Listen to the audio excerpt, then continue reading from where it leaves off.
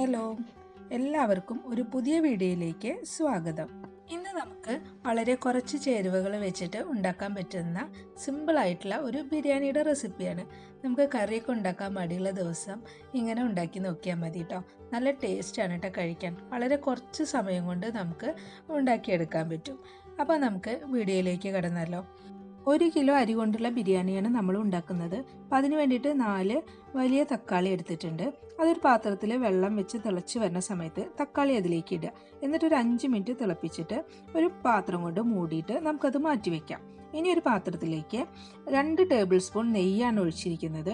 അത് ചൂടായിട്ട് വരുമ്പോൾ അതിലേക്ക് 2 കഷ്ണം പട്ട, 4 ഗ്രാമ്പു, 3 ഏലക്ക, ഒരു കറുവപ്പട്ടയുടെ ഇല ഇത്ര ഇട്ടിട്ടുണ്ട്. അതൊന്ന് ഇളക്കിയെടുത്തതിന് ശേഷം അതിലേക്ക് 1 ടീസ്പൂൺ പെരിഞ്ജീരകം കൂടി ഇട്ടിട്ടുണ്ട്. പെരിഞ്ജീരകം ഇട്ടത് വീഡിയോ എടുക്കുമ്പോൾ റെക്കോർഡായിട്ടില്ല കേട്ടോ. എന്നിട്ട് അതൊന്ന് പൊട്ടി വരുന്ന സമയത്ത് നമുക്ക് അതിലേക്ക് ഒരു 3 വലിയ സവോള ചെറുതായി അരിഞ്ഞതും കൂടി ഇട്ടിട്ട് നന്നായിട്ട് വഴറ്റിയെടുക്കുക. അത് വാടി വന്നതിന് ശേഷം ഒരു ക്യാരറ്റും 5-6 ബീൻസും കനം കുറച്ച് നീളത്തിൽ അരിഞ്ഞതും കൂടിയും ചേർത്ത് 2-3 മിനിറ്റ് വഴറ്റിയെടുക്കണം. അത് ഒരുപാട് കുഴഞ്ഞു പോകാൻ പാടില്ല. ഇനി ഇതിലേക്ക് 8 അല്ലി വെളുത്തുള്ളി, ഒരു വലിയ കഷ്ണം ഇഞ്ചി, 4 പച്ചമുളക് ഇതെല്ലാം കൂടി നന്നായിട്ട് ചതച്ചതും കൂടി ചേർത്തിട്ട് ഒന്നുകൂടി വഴറ്റിയെടുക്കുക. ഇതിൻ്റെ പച്ചമണം മാറുന്നത് വരെയൊക്കെ നന്നായിട്ട് വഴറ്റിയെടുക്കണം. അതിലേക്ക് കുറച്ച് കറിവേപ്പിലയും കൂടിയും ചേർത്തിട്ടുണ്ട്. ഇതൊക്കെ വാടി വന്നിട്ടുണ്ട്. ഇനി നമുക്ക് ഇതിലേക്കുള്ള മസാല ചേർക്കാം. അതിന് വേണ്ടിയിട്ട് ഒരു 1/4 ടീസ്പൂൺ മഞ്ഞൾപ്പൊടി, 1.5 ടേബിൾ സ്പൂൺ മുളക് പൊടി, 1/2 ടേബിൾ സ്പൂൺ കാശ്മീരി മുളക് പൊടി, 1 ടേബിൾ സ്പൂൺ മല്ലിപ്പൊടി, 1/2 ടേബിൾ സ്പൂൺ ഗരം മസാല. ഇതിൻ്റെ പച്ചമണം മാറുന്നത് വരെ നന്നായിട്ട് വഴറ്റിയെടുക്കുക. ഇതിലേക്ക് വേണമെങ്കിൽ ബിരിയാണി മസാല ചേർക്കാം കേട്ടോ. നിങ്ങളുടെയൊക്കെ ഇഷ്ടം പോലെ അത് ചേർക്കാം. ഇനി നമ്മൾ നേരത്തെ വേവിച്ച് വെച്ച തക്കാളിയുടെ തൊലിയൊക്കെ കളഞ്ഞിട്ട് ഒരു മിക്സിയുടെ ജാറിലിട്ടിട്ട് അരച്ചെടുക്കുക.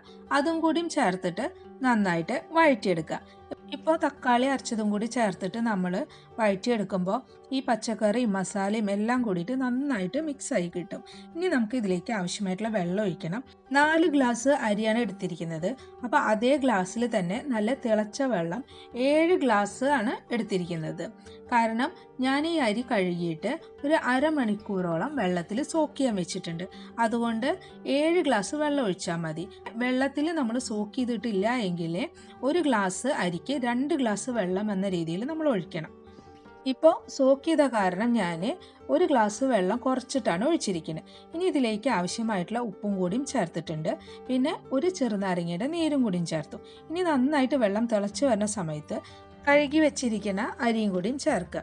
എന്നിട്ട് അത് ഒന്നുകൂടി ഇളക്കിയെടുത്തിട്ട് ഈ വെള്ളം നന്നായിട്ട് തിളച്ച് വരണം. ആ സമയത്ത് നമുക്ക് ഒരു പാത്രം കൊണ്ട് മൂടി വെച്ചിട്ട് ഫ്ലെയിം ലോ ഫ്ലെയിമിലേക്ക് മാറ്റണം.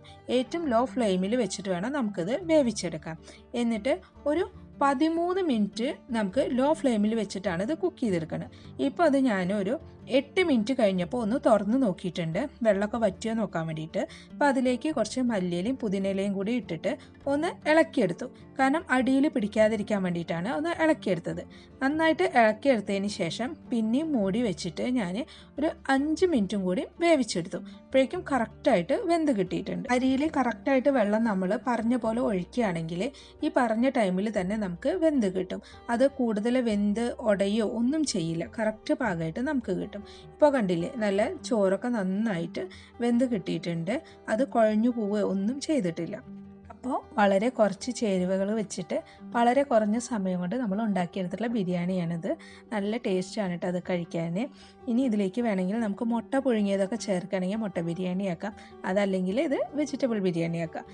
ഞാനിപ്പോൾ ഒരു മുട്ട പുഴുങ്ങി വെച്ചിട്ടുണ്ട്, എന്നിട്ടാണ് സെർവ് ചെയ്യുന്നത്. ഇനി നിങ്ങൾക്ക് നിങ്ങളുടെ ഇഷ്ടം പോലെ ചെയ്യാം കേട്ടോ. വീഡിയോ എല്ലാവർക്കും ഇഷ്ടപ്പെട്ടു എന്ന് വിചാരിക്കുന്നു. ഇഷ്ടപ്പെട്ടിട്ടുണ്ടെങ്കിൽ ലൈക്ക് ചെയ്യാനും ഷെയർ ചെയ്യാനും സബ്സ്ക്രൈബ് ചെയ്യാനും മറക്കരുത്. നല്ലൊരു റെസിപ്പിയുമായിട്ട് അടുത്ത വീഡിയോയിൽ നമുക്ക് വീണ്ടും കാണാം.